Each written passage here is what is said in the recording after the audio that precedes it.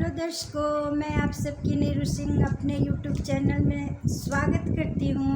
तो चलिए इस गाने को सुनिए और पसंद आए तो लाइक करिए, शेयर करिए और कमेंट में लिखिए कि यह गाना आपको कैसा लगा। और एक सब्सक्राइब करने में आप लोग को क्या जाता है भैया, आप प्लीज़ एक बार सब्सक्राइब कर लीजिए।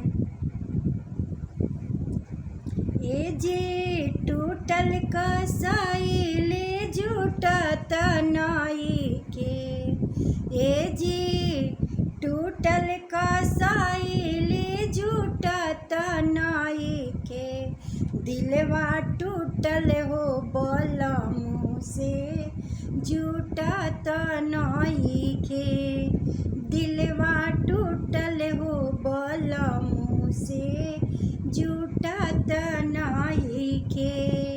ए जी करेले फोन हम उठावत नाई की, ए जी उ करेले फोन हम उठावत नाई की, दिलवा टूटल हो बलमु से बतियावत नाई की, दिलवा टूटल हो बलमु से बतियावत नाई की।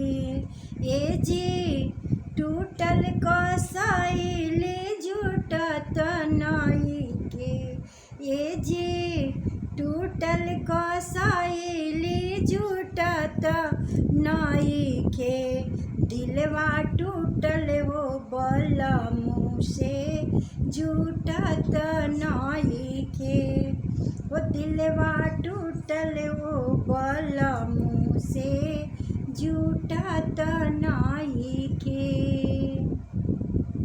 ए जे करिले फोन हम उठावत नाई की, ए जी करिले फोन हम बतियावत नाई की, दिलवा टूटल हो बलमु से हम बोलत नाई की, दिलवा टूटल हो बलमु से हम बोलत नाई की। तो चलिए ये रहा थोड़ा सा नोक झोंक वाला गीत। तो चलिए अगर पसंद आए तो आप इसे कमेंट में लिखिए कि यह आपको कैसा लगा। और प्लीज़ आप लोगों से रिक्वेस्ट है कि आप लोग अपने रिश्तेदारों में शेयर करिए और थोड़ा हंसी मजाक में रहिए ताकि आप लोग का भी हंसते खेलते में यह जीवन कटे। तो चलिए फिर मिलते हैं नेक्स्ट वीडियो में, तब तक के लिए बाय बाय, नमस्ते।